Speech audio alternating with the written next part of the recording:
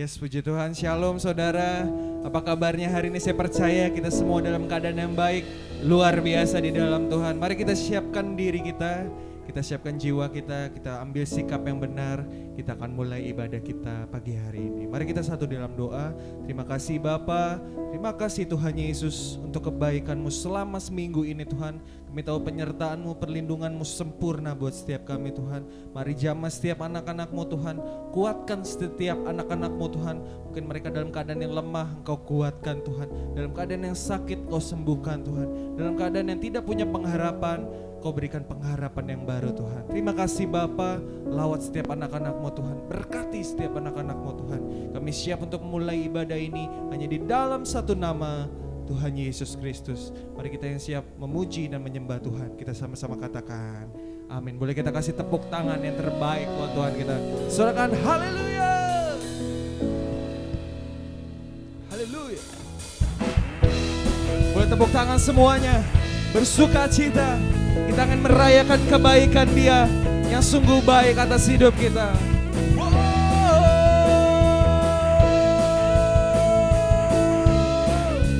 Mari jemaat Tuhan, angkat pujian yang dikatakan. Besar dari yang ku harapkan, amin. Bukti dari segala yang tak kulihat. Iman berikanku kekuatan untuk melakukan perkara yang hebat. Katakan bersama Rohmu, bersama Roh kami yakin Tuhan menang semuanya. Katakan tinggi namamu dipuji, hormat-Mu sorak-sorai dengan segenap hati, Raja keagungan. Boleh kita tepuk tangan semuanya. Terima kasih Tuhan, Engkau baik, Engkau sungguh baik. Saya percaya jemaat Tuhan bisa lebih lagi. Katakan, tak Kau biarkan pencobaan, amin, melebihi batas kekuatanku. Kau yang berikanku kemuliaan. Semakin serupa Tuhan, semakin serupa dengan gambar. Katakan bersama Rohmu. Ini janji-Mu Tuhan, ku yakin menang. Saya percaya jemaat Tuhan semua. Tinggi, namamu dipuji, hormat, kemuliaan, sorak-sorai dengan segenap hati, Raja. Katakan keagungan. Boleh kita bersorak-sorai, tepuk tangan, merayakan kebaikan Dia. Wow, terima kasih Tuhan Yesus. Kau teramat baik dalam hidup kami Tuhan. Mari jemaat Tuhan, dengan segenap hatimu angkat pujian ini. Katakan tinggi namamu dipuji, hormat, kemuliaan, sorak-sorai dengan segenap hati, Raja. Sekali lagi dengan segenap hati. Katakan tinggi, namamu dipuji, hormat, sorak-sorai dengan segenap hati, Raja keagungan, Raja keagungan, keagungan. Katakan sekali lagi, Raja keagungan.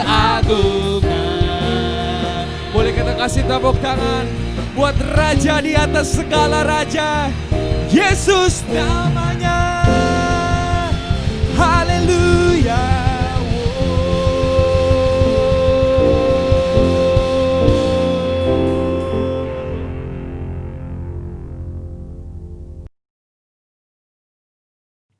Happy Sunday semua. Dalam edisi Voice of Pentecost kali ini kita akan membahas mengenai paradigma kekudusan bagi generasi yang menyelesaikan amanat agung. Menjaga kekudusan kadang-kadang dianggap sebagai hal yang kuno, bahkan membebani. Benarkah demikian? Apa arti kekudusan yang sesungguhnya? Kekudusan adalah karakter dari Allah yang paling menonjol yang memiliki makna keterpisahan. Salah satu contoh ketika Adam dan Hawa sebagai manusia pertama jatuh di dalam dosa. Mereka harus keluar dari Taman Eden. Hal ini menunjukkan bahwa Allah yang kudus harus terpisah dari manusia yang tidak kudus dan juga terpisah dari segala sesuatu yang bertentangan dengan keseluruhan karakter Allah itu sendiri. Akan tetapi kekudusan Tuhan bukanlah hanya kekudusan yang memisahkan dan menghakimi segala yang tidak kudus, melainkan juga menjangkau manusia yang berdosa dan memberikan pengudusan bagi mereka. Maka dengan itu ada 3 paradigma kekudusan. Yang pertama, kekudusan itu indah dan didambakan. Kita dapat melihat bahwa seluruh ciptaannya sungguh sangat baik. Dan kata baik juga mencangkup segala pengertian seperti keindahan dan kedambaan. Dalam Mazmur 96 ayat 9 dikatakan, sujudlah menyembah kepada Tuhan dengan berhiaskan kekudusan. Kata berhiaskan kekudusan menunjukkan bahwa kekudusan adalah hal yang mulia dan indah di hadapan Allah. Kita sebagai manusia baru di dalam Kristus sudah seharusnya memandang semua hal yang berasal dari Tuhan adalah hal-hal yang kudus, hal yang baik, indah, menyenangkan, dan didambakan. Pola pikir bahwa hal-hal yang tidak kudus membawa kenikmatan seharusnya kita tanggalkan. Sebagai insan Pentakosta yang hidup bergantung kepada Roh Kudus setiap saat, sudah selayaknya kita mengalami kemenangan dari kedagingan. Yang kedua, kekudusan itu menular dan menyebar. Paradigma yang baru tentang kekudusan juga dinyatakan dalam kehidupan dan pelayanan Yesus. Dalam pelayanannya, Yesus sering digambarkan berada bersama dengan orang-orang yang najis menurut Taurat. Dalam Lukas 5 ayat 12-14 dikisahkan bagaimana Yesus berjumpa dengan seorang yang penuh kusta.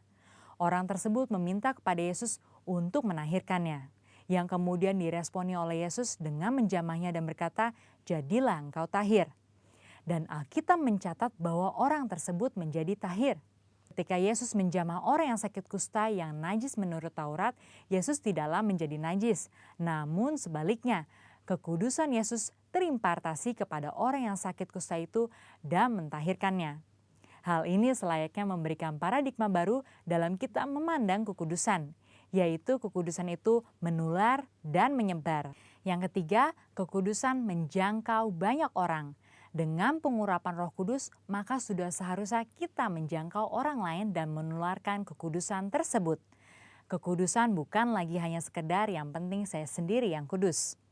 Dalam Imamat 19 ayat 2, pertama-tama Tuhan berkata, "Kuduslah kamu sebab aku Tuhan Allahmu kudus."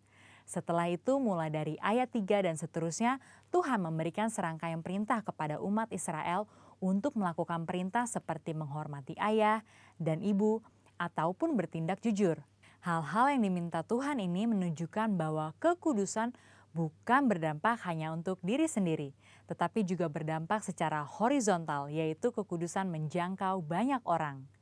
Terkait hal ini, gereja kita yang ada di Bandung memiliki kisah yang unik dalam perjalanan sejarahnya. Pada waktu itu tahun 1992, tidak ada lagi gedung pertemuan umum yang bersedia untuk menyewakan tempatnya secara permanen. Namun tiba-tiba ada satu tempat yang bersedia menyewakan tempatnya untuk ibadah dan dikontrak untuk waktu yang cukup lama. Tempat tersebut adalah Gedung Paramount yang adalah sebuah nightclub. Pada saat itu gembala sidang kita dihadapkan dengan keputusan yang sulit. Beliau pun teringat bahwa pada waktu sebelumnya dalam KKR di Batam, hal serupa juga terjadi. Pada waktu itu tidak ada tempat untuk melaksanakan KKR kecuali sebuah tempat karaoke. Akhirnya KKR tetap dilaksanakan di tempat karaoke tersebut disertai lawatan Tuhan yang luar biasa. Karena hadirat Tuhan tidak dibatasi oleh tempat atau apapun juga. Pada akhirnya, gembala sidang kita menyetujui penggunaan gedung Paramount untuk menjadi tempat ibadah minggu.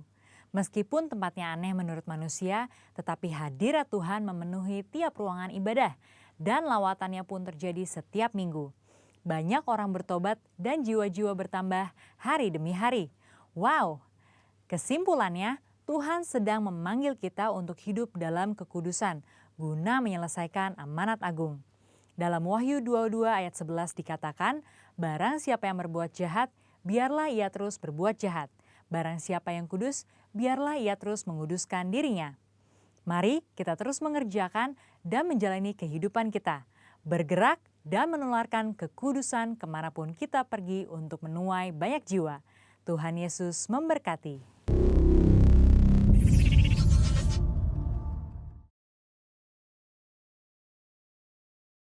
Terima kasih Bapa. Ini kami anak-anak-Mu Tuhan. Kami yang rindu akan hadirat-Mu Tuhan. Memuji, meninggikan Engkau Tuhan.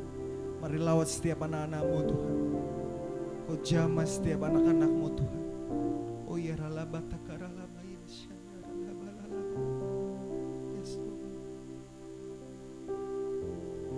Allah Roh Kudus.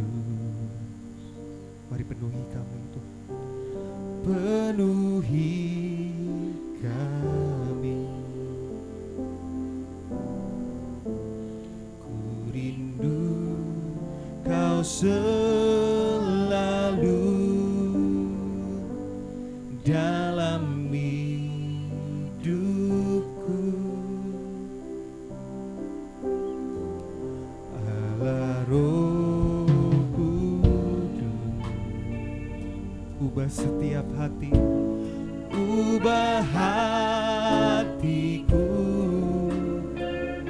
Celikan aku Tuhan, celikanku, jamahlah ku rindu hadirat-Mu. Ku sembah kudus, kudus, kuduslah Tuhan, dan ku sanjung Kau mulia, mulia bagi-Mu Tuhan.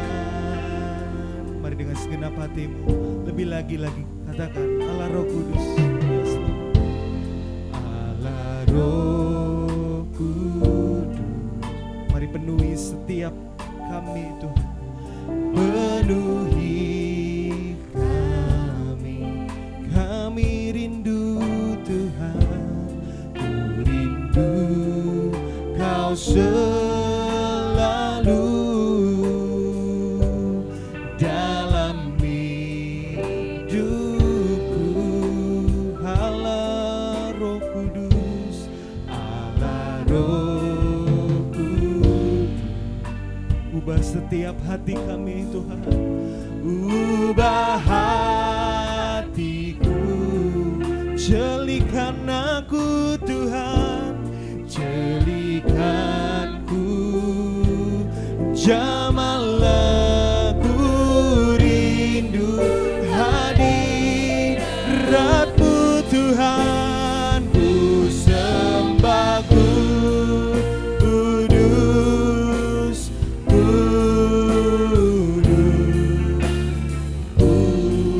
kuduslah Tuhan, dan ku sanjung Kau mulia, mulia, oh, bagi-Mu Tuhan Yesus kami sembah. Ku sembah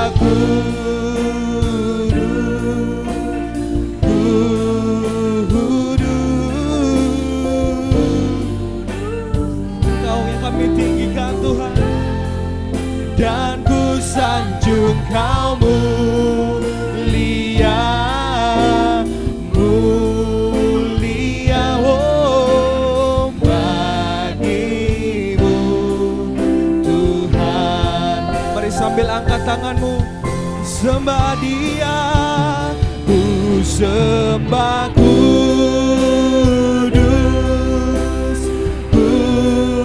kudus, kuduslah Tuhan, dan ku sanjung Kau mulia, mulia, oh, bagimu. Mari sekali lagi angkat tanganmu, ku sembahku, Kau yang kami sembah pagi ini Bapa.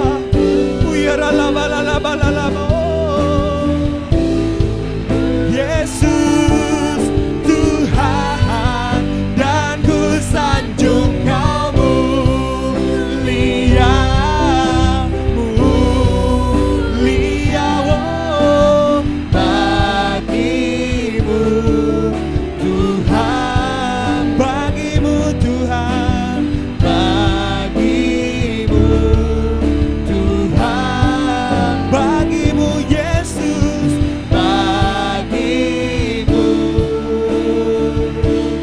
Yesus. Mari Engkau yang merindukan Tuhan, mari sembah Dia.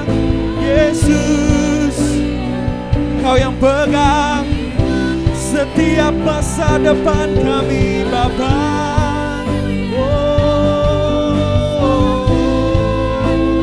Wiharalabalaba yasyani, Jesus, Jesus.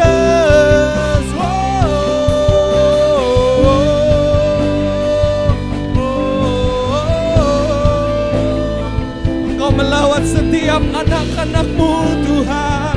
Engkau yang setia, Engkau yang jamah kami. Yesus, Yesus.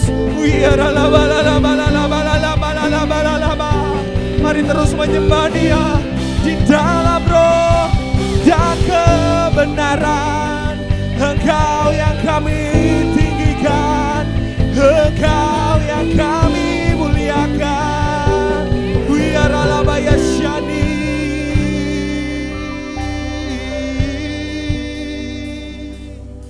Mari terus dalam hadirat Tuhan. Syanda takarala balala balala balala balala balala balala balala. Biar mata kami terus tertuju kepadamu Tuhan. Uyarala bayarala bo. Bukan sekedar rutinitas biasa kami datang, kami beribadah Tuhan, tapi kami butuh Engkau di dalam hidup kami.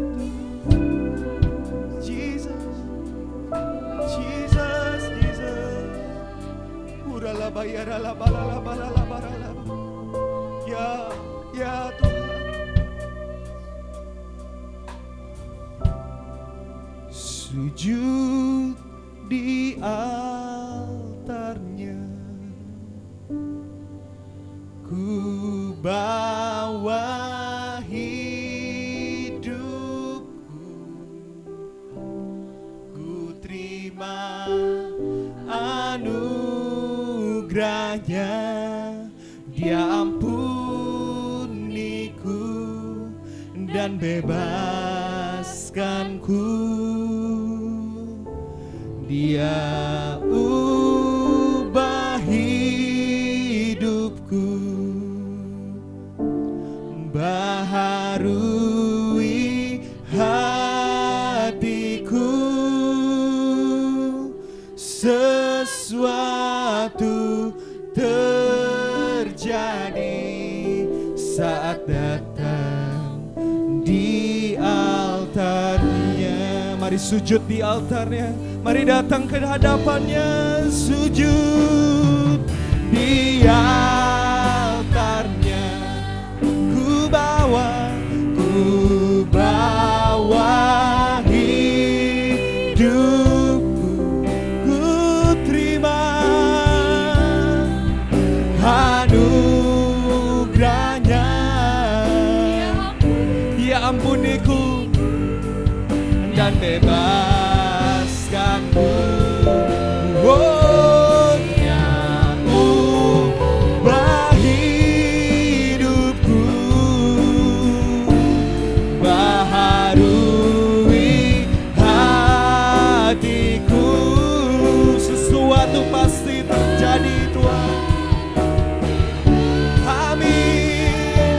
Yesus, saat kami datang di altar-Mu Tuhan, mari sambil bangkit berdiri menyembah Dia, sujud di altarnya. Ku bawa hidupku, ku terima anugerahnya, dan bebaskanku. Oh, Dia ubah hidupku, baharui hatiku. Sesuatu terjadi saat datang di altar. Katakan, sesuatu pasti terjadi, sesuatu terjadi. Katakan, pemulihan pasti terjadi, pemulihan katakan, kesembuhan terjadi saat datang di altarnya. Mari berikan tepuk tangan sorak-sorai buat Yesus yang besar, buat Yesus Kristus yang besar. Kami percaya saat kami datang di altar-Mu, yang sakit disembuhkan, yang lemah dikuatkan Tuhan, bahkan yang miskin diperkaya Tuhan Yesus. Terima kasih Bapa, sebentar kami akan dengar firman-Mu. Kau lawat setiap kami, Kau jamah setiap kami Tuhan. Biar kami bukan jadi pendengar saja, tapi menjadi pelaku firman-Mu Tuhan. Kami siap mendengarkan firman-Mu dalam nama Yesus. Haleluya. Amin. Shalom Bapak Ibu dalam kekasih dalam Tuhan. Berjumpa lagi bersama saya. Saya sebelum menyampaikan sedikit firman Tuhan, saya ingin berdoa. Bapa di surga, kami mengucap syukur dan terima kasih buat segala rahmat berkat yang Kau limpahkan kepada kami, sehingga pada hari ini kami dapat berjumpa lagi bersama dengan hamba-hamba-Mu. Kiranya Tuhan ampuni segala dosa kami, ampuni segala kesalahan kami. Engkau urapi kami ya Tuhan. Tilik hamba-hamba-Mu yang sakit disembuhkan, yang lemah dikuatkan, yang kekurangan ditambahkan. Berkati semua yang mendengarkan ibadah online ini. Kami yakin, kami percaya Engkau hadir di tempat ini ya Tuhan. Engkau akan mengurapi kami. Berkati kami, lindungi kami, sertai kami. Urapi kami, sebentar akan menyampaikan sedikit firman-Mu. Engkau berkati setiap perkataan demi perkataan. Urapan-Mu selalu ada. Engkau juga jamah kami. Berkati kami semua ya Tuhan Yesus. Berkati juga hamba-Mu yang mendengarkannya ya Bapak. Terima kasih Tuhan Yesus, kami mengucap syukur kepada-Mu. Kami akan memulai firman ini dalam nama Tuhan Yesus. Haleluya. Amin. Ya Bapak Ibu, kekasih dalam Tuhan. Dalam kehidupan sehari-hari, kita harus punya tugas dan tanggung jawab. Hidup harus punya tugas dan tanggung jawab. Bagaimana kita punya tugas dan tanggung jawab? Ya, setiap orang dalam hidup ini mempunyai tanggung jawab yang sama. Sebagai anggota keluarga, sebagai warga negara, sebagai warga masyarakat. Akibat dari tidak adanya tanggung jawab, kerugian itu akan kita alamin. Seperti tidak percaya, kehilangan kesejahteraan. Bagaimana bisa terjadi? Kalau kita kerja, kita nggak dipercaya sama bos. Akhirnya bos nggak percaya, gaji nggak naik-naik. kehilangan kesejahteraan, kesenangan, sukacita, hilang. Saya ingin menyampaikan sedikit firman Tuhan, menjadi orang Kristen yang bertanggung jawab. Menjadi orang Kristen yang bertanggung jawab. Bagaimana menjadi orang Kristen yang bertanggung jawab? Kita baca di Matius 25 ayat 14 sampai 21. Yang pertama, menjadi orang Kristen yang bertanggung jawab, yaitu yang pertama, tanggung jawab itu diberikan oleh Tuhan kepada orang percaya. Matius 25 ayat 14 dikatakan,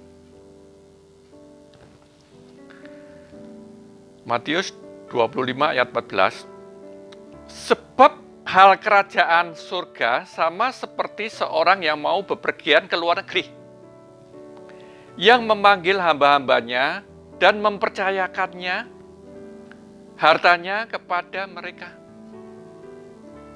Jadi sebelum dia ke luar negeri, karena dia nggak ada di tempat, dia mempercayakan kepada pegawai-pegawainya, hamba-hambanya. Yang seorang diberikan 5 talenta.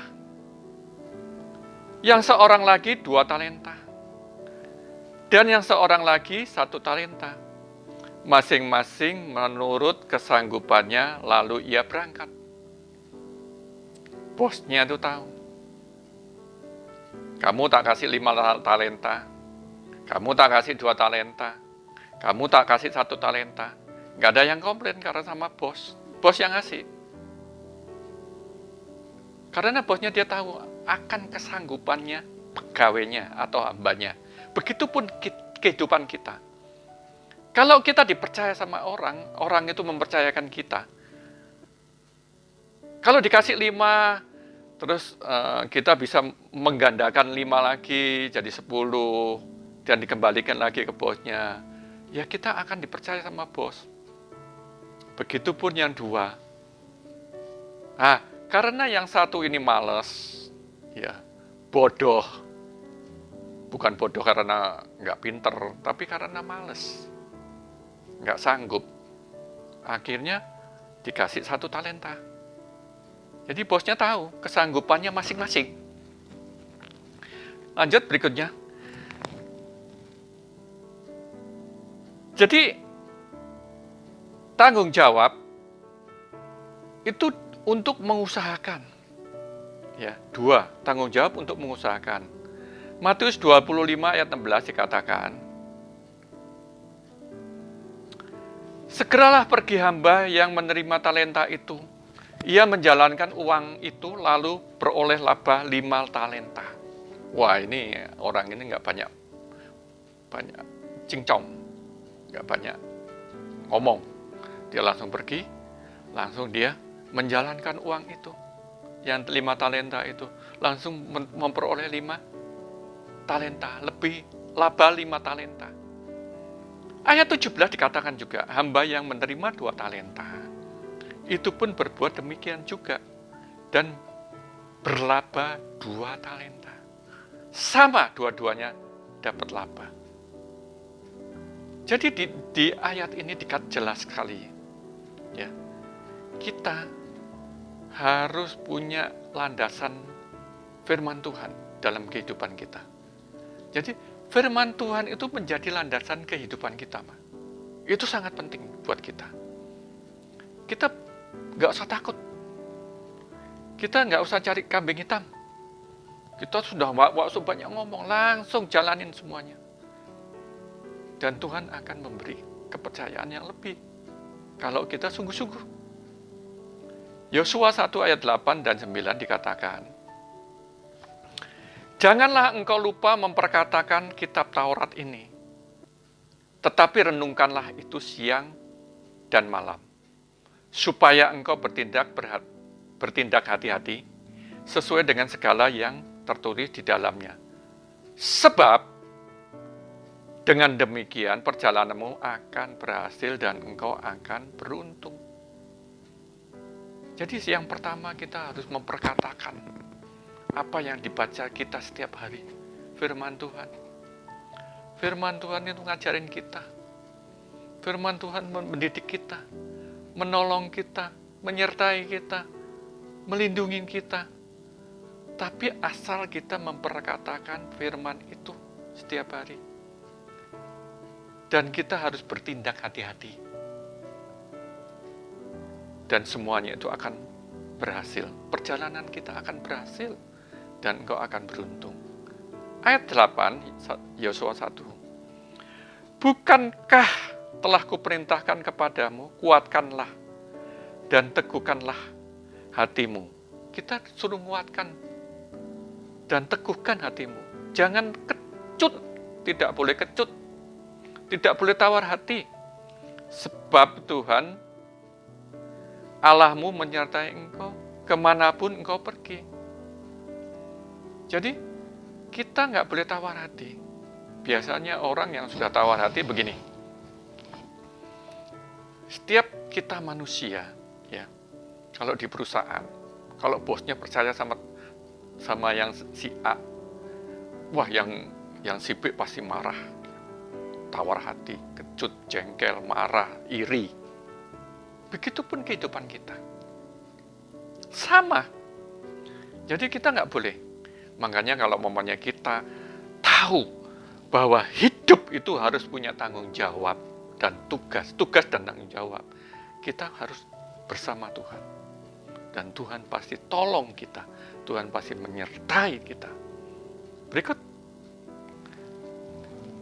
Kita juga disuruh belajar di firman Tuhan di Amsal 6 ayat 6 dikatakan. Ya. Amsal 6 ayat 6 dikatakan. Hai pemalas, pergilah kepada semut. Loh, kenapa pergi kepada semut? Semut kan nggak ada artinya, kecil. Dan perhatikanlah lakunya. Dan jadilah bijak. Kita harus bijak. Nggak asal ngomel, marah-marah. Nanti kalau tetangganya beli mobil baru, iri, jengkel, marah. Tetangganya beli TV baru, jengkel, marah, iri. Ya. Rumput tetangga lebih hijau. Kita selalu seperti itu. Itu wajar manusia. Tapi kalau kita di dalam Tuhan, kita punya firman Tuhan. Yosua 1 ayat 8 dan 9 jelas sekali. Kita harus melakukan firman Tuhan. Kita harus mendengarkan firman Tuhan. Kita harus mempraktekkan firman Tuhan. Dan kita akan mendapatkan berkat. Berkat-berkat itu akan mengalir dalam kehidupan kita. Di Amsal 30 ayat 25 dikatakan, semut bangsa yang tidak kuat, kecil, nggak ada artinya. Tetapi yang menyediakan makanannya di musim panas. Ada satu jemaat mengatakan, Pak, boleh nggak Pak? Kalau mamanya kita dapat gaji mamanya 10 juta atau mungkin 5 juta dihabiskan. Terus kita boleh makan enak. Oh boleh. Boleh. Tapi di Amsal 30 ayat 25 dikatakan, semut bangsa yang kuat, yang tidak kuat.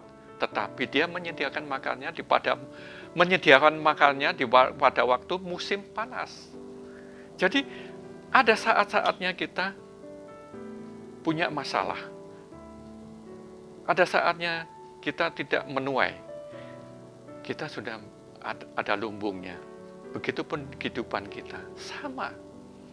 Ya, kita harus dekat sama firman Tuhan. Jadi sikap hamba yang terakhir. Ya, itu di Matius 25 ayat 18. Hamba yang terakhir ini dikasih satu talenta. Dia tidak mengembangkan talenta itu. Dia tidak menggandakan ke talenta itu. Dia tidak melakukan talenta itu. Karena dia takut. Dia khawatir. Dia bimbang. Dia punya pikiran negatif. Dia selalu mencari alasan. Dia punya suatu kebodohan. Dia punya suatu kemalasan. Tidak mau berusaha. Orang malas. Bangun tidur lagi. Bangun tidur, tidur lagi. Habis tidur, tidur lagi. Itu malas. Ya, dia selalu mencari alasan, berpikir negatif. Kita baca di Matius 25 ayat 18.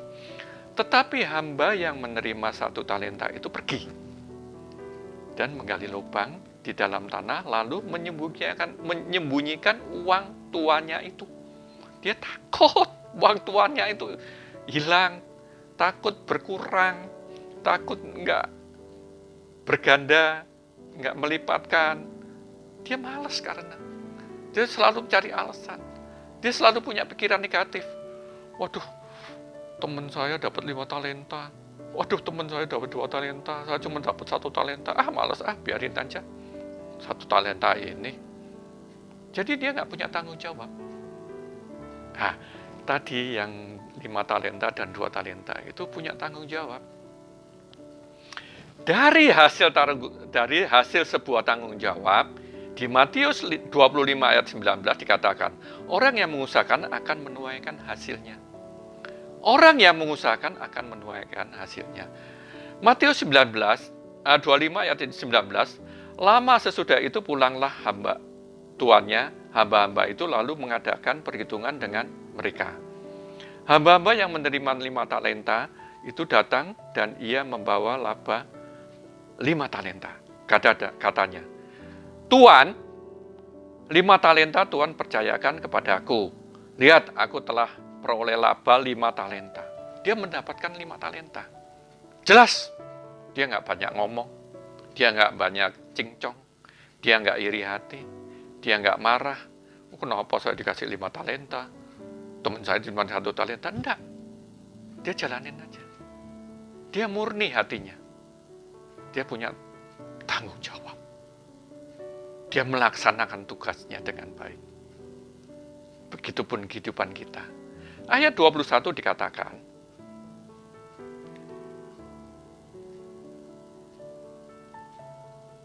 Matius 25 ayat 21, maka kata tuannya itu kepadanya, baik sekali perbuatanmu itu, hai hambaku, yang baik dan setia. Kita dikatakan baik dan setia. Engkau telah setia dalam perkara kecil, aku akan memberikan kepadamu tanggung jawab dalam perkara besar. Dia akan memberikan suatu perkara yang lebih besar. Dan dia menyambutnya dengan apa? Masuklah, turutlah dalam kebahagiaan Tuhanmu ini. Kita disambut oleh Tuhannya. Kita dihargai oleh Tuhannya. Kita dihormati sama Tuhannya. Karena kita mendapatkan yang layak sekali. Yang terakhir dalam kesimpulan,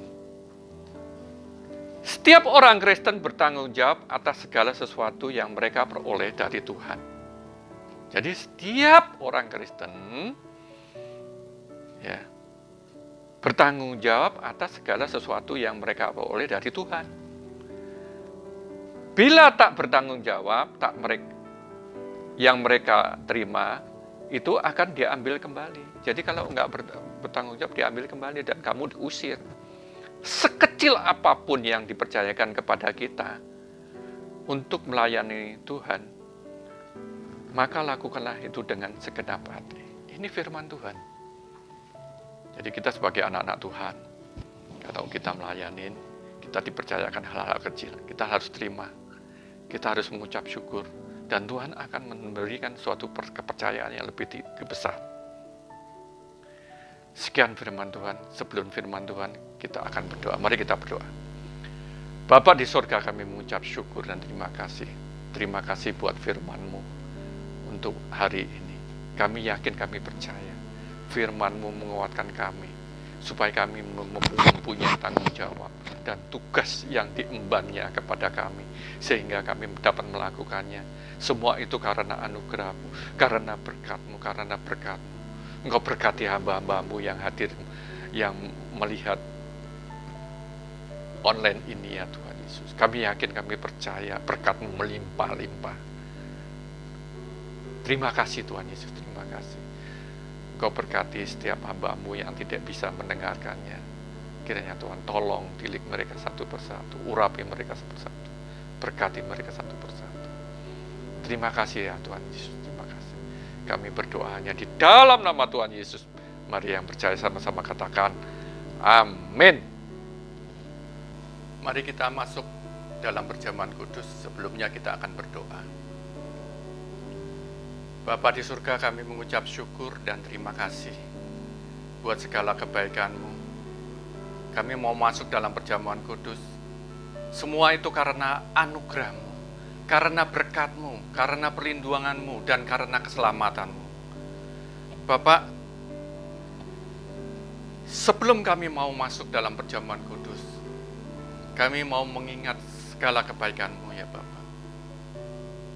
Kami mau introspeksi.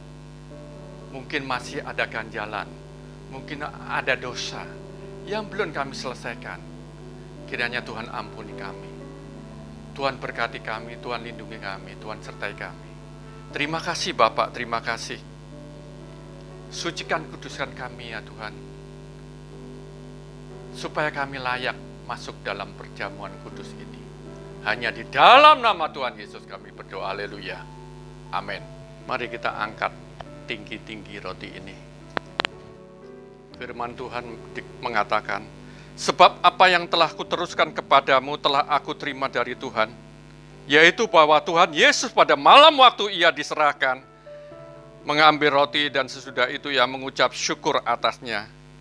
Ia memecah-mecahkannya dan berkata, inilah tubuhku yang diserahkan bagi kamu. Perbuatlah ini menjadi peringatan akan aku. Bukankah roti yang kita pecah-pecahkan adalah tubuh Kristus? Mari kita makan dalam nama Tuhan Yesus.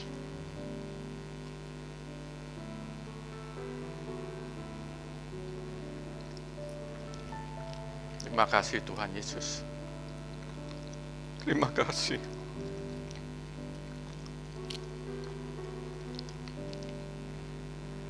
Mari kita angkat cawan tinggi-tinggi. Demikian juga ia mengambil cawan sesudah makan, lalu berkata, cawan ini adalah perjanjian baru yang dimeteraikan oleh darahku. Perbuatlah ini setiap kali kamu meminumnya, menjadi peringatan akan aku. Bukankah cawan ini adalah darah Kristus? Mari kita makan minum dalam nama Tuhan Yesus. Terima kasih Tuhan Yesus. Terima kasih Tuhan Yesus, Kau sungguh baik buat kami. Terima kasih. Terima kasih ya Tuhan Yesus untuk perjamuan kudus ini, perjamuan Tuhan Yesus, perjamuan suci. Terima kasih Tuhan, terima kasih.